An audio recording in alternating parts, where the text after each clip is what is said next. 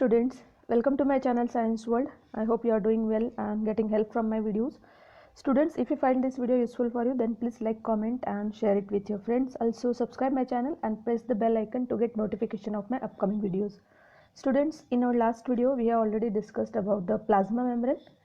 In this video we are going to read about cell wall. We will see its structure and its functions. Okay.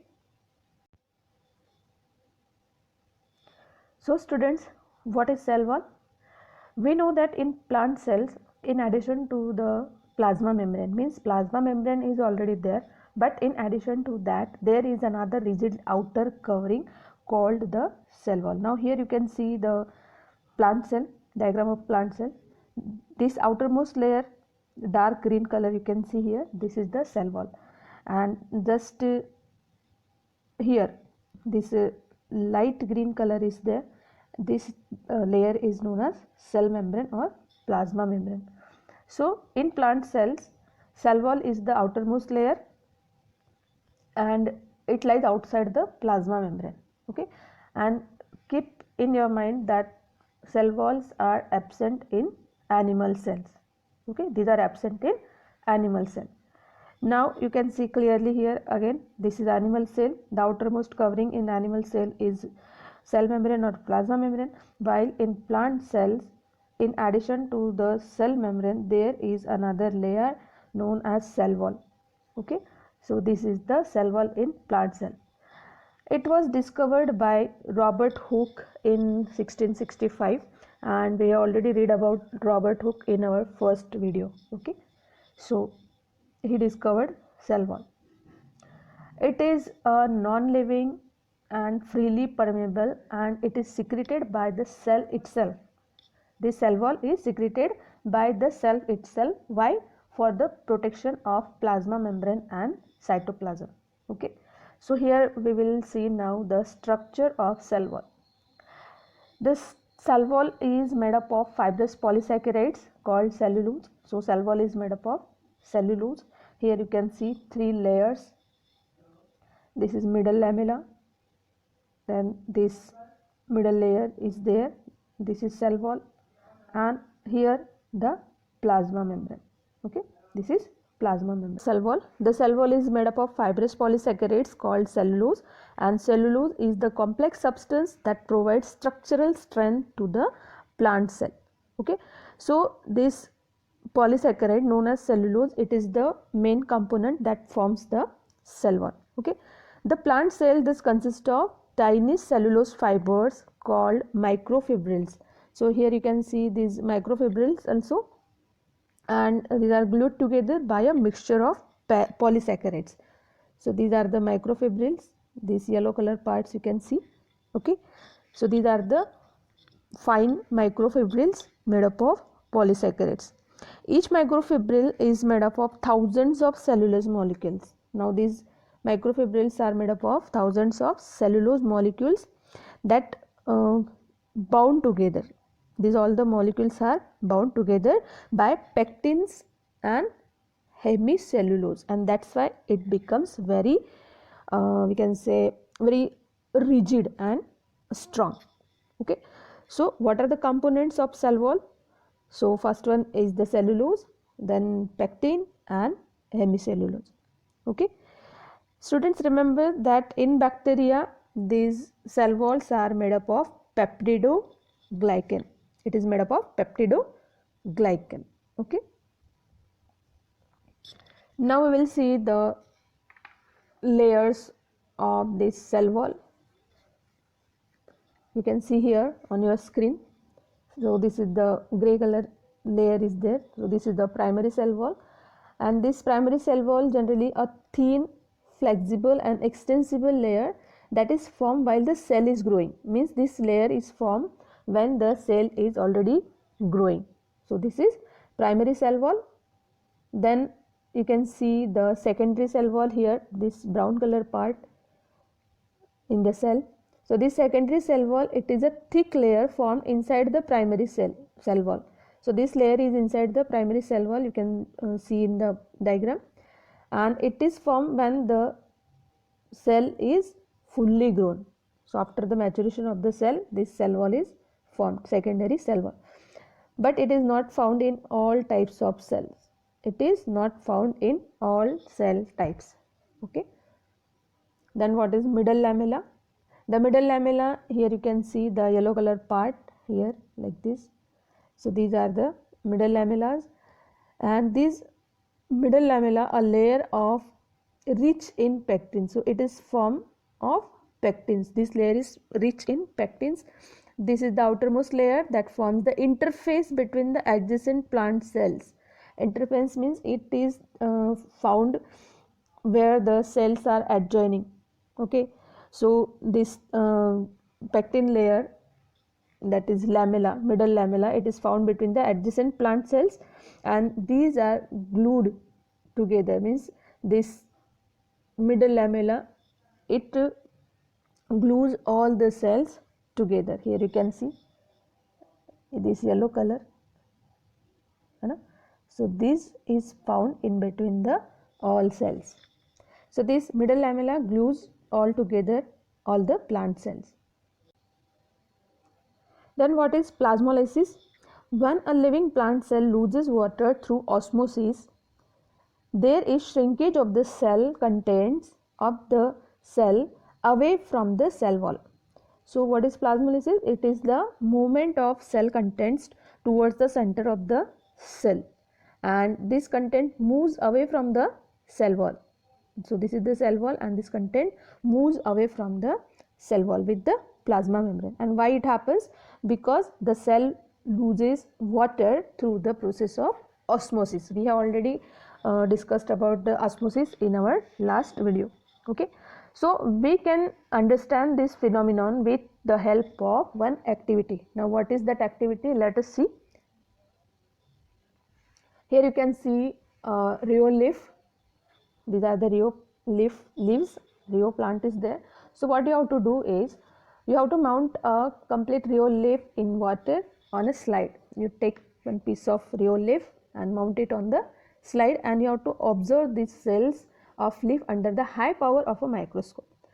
Now note down the location of small green granules which represent a chloroplast, and this chloroplast having the chlorophyll pigments. Okay, so when you put a few drops of strong solution of sugar or salt on the mounted leaf on the slide, then wait for a minute so that the process of osmosis may occur and water may come out from the leaf cells. So here the sugar or salt solution will act as a hypertonic solution, and we know that in hypertonic solution the cell loses water. So after that you observe the leaf again under the microscope, you will observe that the cell contents are separated from the cell wall. Here first you can see this is the normal or a turgid plant cell, first one. Then second one, you can see here the cell contents, they are separating from the cell wall. Okay, and there is a space between this cell wall and the plasma membrane. Okay, this last figure you can see complete plasmolysis is there, you can see in the figure. So these changes are there because the outer medium is hypertonic. So when we have put this material in the salt or sugar solution, concentrated salt or sugar solution, then this medium is hypertonic, and that's why water moves out of the leaf cells and it causes the plasmolysis. Okay, I think you have understood the phenomenon of plasmolysis. Now place some Rio leaves in boiling water for some time, like a few minutes, and this kills the cells of the leaf. So when Rio leaves will be boiled, it will shrink due to the high temperature, and the solute content inside the leaves will come out of the cell due to the osmosis at first while heating. Further heating and boiling will destroy the cell. So next these cells will be destroyed and cells will be dead. Now you can observe after addition of sugar syrup or salt solution on these cells that are dead cells after boiling, so you will observe that there is no osmosis in the dead cell. So thus we can say that only living cells possess the selectively permeable plasma membrane, and they are therefore able to absorb water by osmosis. So you can see there will be no osmosis taking place in the dead cells. So these two activities are very important. So read them from your book also. Students, we know that cell wall permits the cell of plants, fungi and bacteria to withstand very dilute external media, that is hypotonic media. And in this media also these cells do not burst, means they can withstand without bursting.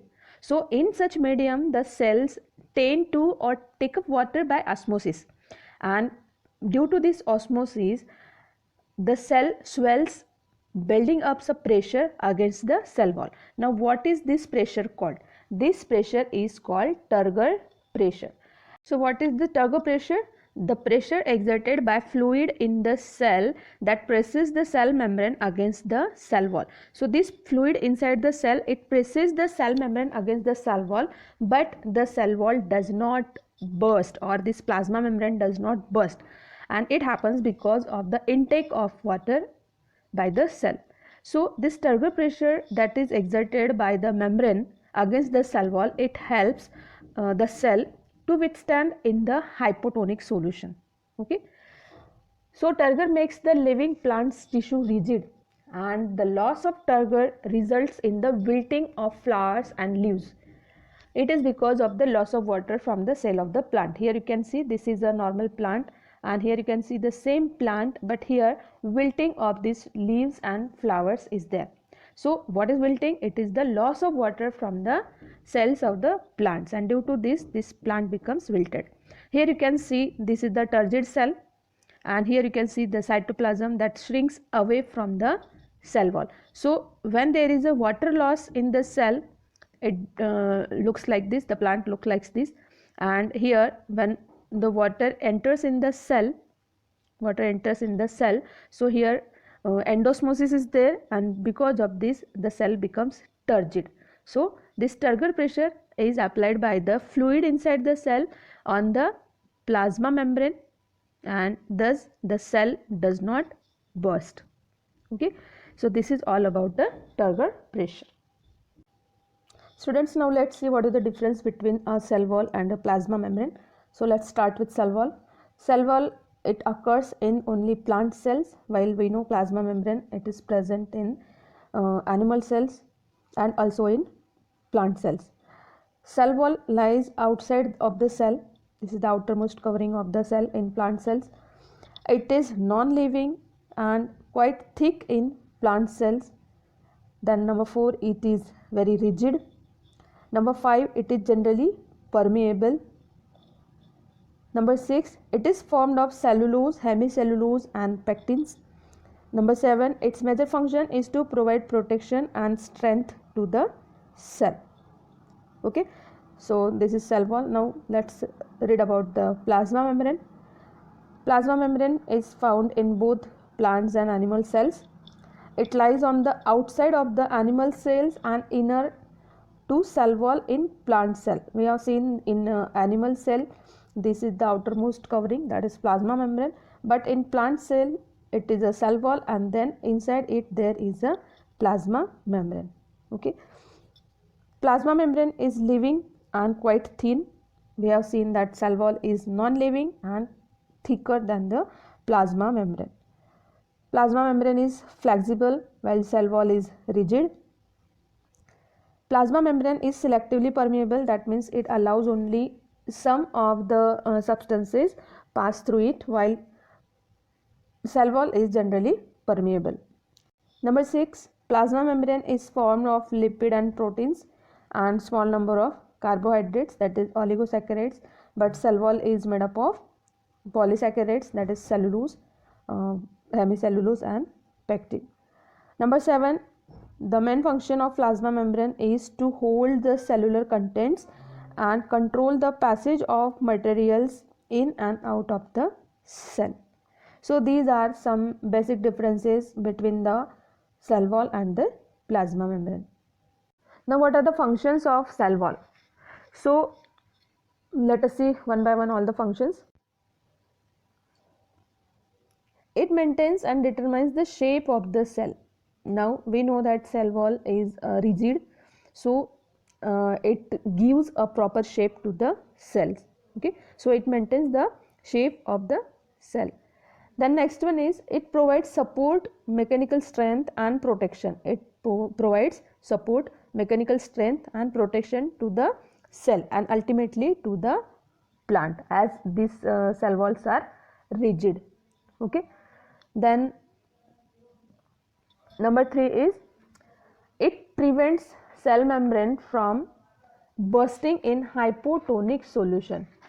So we know that in hypotonic solution there is intake of water in the cell moves inside the cell. So because of this cell wall, these cell membranes do not burst. So these cell walls prevents the cell membrane from bursting in the hypotonic solution. Okay. Then next is it is freely permeable. It is freely permeable to water and the other substances in the solution. Means most of the substances that are in the solution, or we can say water molecules, they are freely permeable. That means they can easily move from the cell wall, inside the cell and outside the cell. And the next one is the plasmodesmata. It is very important feature of the cell wall. Let us read about it in detail. So what are plasmodesmata? These are the small channels. These are small channels that directly connects the cytoplasm of the neighboring plant cells to each other, and thus they establish living bridges. They establish living bridges between the cells. Now how it happens, or what is this structure? So students, here you can see in the picture, these are the two adjacent cells and this is the plasmodesmata, that is the small channel in between the two cells. Now students, we know that the plasma membrane of neighboring plant cells cannot touch one another because they are separated by the cell wall, and this cell wall surrounds each cell. Then how can a plant transfer water and other soil nutrients from its roots through its stem and to its leaves? So this is the question, why, how it happens. Okay, so this transport of this material, that is minerals, water and other solutes, it takes place through the vascular system of xylem and phloem, we know that. But with that there is present these numerous channels, plasmodesmata, and which pass between the cell walls of the adjacent cells. Now they connect their cytoplasm and enables the materials. Here you can see clearly. So these cell walls are there, you can see this is the gap between them, that is middle lamella is there, and these small pores you can see here. So these are the plasmodesmata, all pores, small channels are there. These connect their cytoplasm and enables materials to be transported from cell to cell. So here you can see this is the enlarged picture. So here this is the primary cell wall, then secondary cell wall, and this is the plasma membrane. Now here you can see this is the cytoplasm of this cell and this is the cytoplasm of another cell. This is the plasma membrane of another cell. Okay, so here you can see this small channel is there and this is known as the plasmodesmata. So these are the intercellular junctions in the plant cells. These are the intercellular junctions in the plant cell, and these structures are present only in the plant cells and algal cells. Okay, these are absent in animal cells. In animal cells you can see the what we can say gap junctions are there. So in place of this plasmodesmata. Okay, so here we have finished this topic, that is cell wall. So students, will meet again in our next video. Till then, wear a mask, wash your hands, stay at home, practice social distancing, and last but not the least, go for vaccination. We will meet again in our next video soon. Till then, take care. Bye bye.